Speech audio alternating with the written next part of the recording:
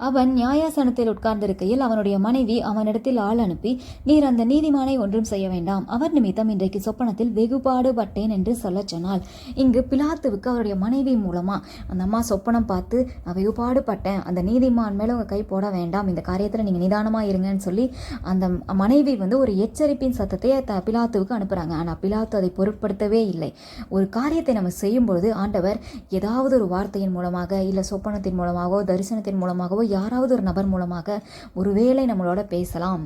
ஆண்டவர் பேசுவார். அந்த எச்சரிப்பை ஒரு செயலை செய்யும் பொழுது இது தவறாக இருக்குது, நீ இதை செய்யக்கூடாது அப்படின்னா முகம் தெரியாத நபர் மூலமாக கூட ஆண்டவர் பேசலாம். பேசுகிற நபரை பார்த்து அவங்க சொல்கிறத நம்ம உதாசீனப்படுத்தக்கூடாது. ஒருவேளை அந்த நபர் பொய் சொல்லலாம்னு நீங்கள் யோசிக்கலாம். சரி, பொய் சொன்னதாகவே இருக்கட்டும்.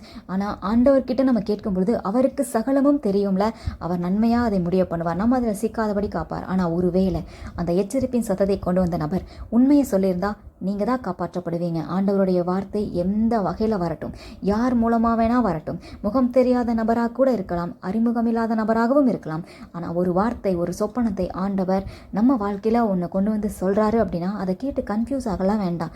ஆண்டவருக்கு சகலமும் தெரியும். நீங்கள் செய்ய வேண்டியது ஒன்றே ஒன்று தான். ஆண்டவரே, இப்படி ஒரு எச்சரிப்பு வந்திருக்குது, இப்படி ஒரு சொப்பனம் பார்த்தேன், இப்படி ஒருத்தவனுக்காக ஜெபம் பண்ணி இந்த வார்த்தை ஆண்டவர் கொடுத்தாருன்னு சொல்கிறாரே அப்படின்னு சொல்லி அப்படியே உங்கள் மனதில் இருக்கிறதை ஆண்டவர் சமூகத்தில் வைத்து நீங்கள் ஜெபம் பண்ண கற்றுக்கொள்ளுங்கள்.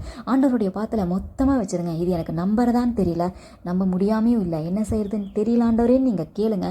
கேட்கும் பொழுது ஆண்டவர் உங்களுக்கு உதவி செய்வார். எந்த சூழ்நிலையிலேருந்து நீ ஜெபம் பண்ணாலும் கேட்பேன்னு சொல்லியிருக்காருல்ல. இன்றைக்கு எச்சரிப்பின் சத்தம் யாரோ ஒருத்தருக்கு வந்திருக்குன்னா அதை உன் காதுகளுக்கு கொண்டு வந்து சேர்த்துருக்கார் அப்படின்னா இன்னமும் ஆண்டவர் உன் மேலே அக்கறை உள்ளவராக தான் இருக்கிறாரு. இந்த நிமிஷம் எந்த செயலாக வேணால் இருக்கட்டுமே நீங்கள் செய்ய போகிறது, ஒரு வார்த்தை உங்களை நோக்கி வருதுன்னா அதை உதாசீனப்படுத்தக்கூடாது. அதை அப்படியே மனதில் வைத்து ஆண்டவர்கிட்ட கேட்க கற்றுக்கொள்ளுங்கள். சொன்ன நபர் பொய் சொல்லட்டும், இல்லை உண்மையே சொல்லட்டும், அது நமக்கு முக்கியம் இல்லை. நமக்கு தேவை வந்துருச்சு, நம்ம இப்போ மனசில் ஒரு குழப்பத்துக்குள்ளாயிட்டோம் அப்படின்னா அதை ஆண்டவருடைய சமூகத்தில் வைத்து அந்த காரியத்துக்காக ஜெபம் பண்ணி உதவி செய்யுங்கன்னு கேளுங்க. கர்த்தர் உங்களை நடத்துவார். அது பொய்யா இருந்தால் அதுக்குரியதை அவங்க ஃபேஸ் பண்ணிப்பாங்க. அது உண்மையாக இருக்கும் பொழுது நீங்கள் காப்பாற்றப்படுவீங்க. நம்மளை நோக்கி ஒரு சத்தம் வரும்பொழுது அதுக்கு நம்ம கீழ்ப்படியவும் அர்ப்பணிக்கவும், ஆண்டவருக்கு கீழ்ப்படியவும் ஆண்டவருக்கு நம்மை அர்ப்பணிக்கவும் கற்றுக்கொள்ளணும்.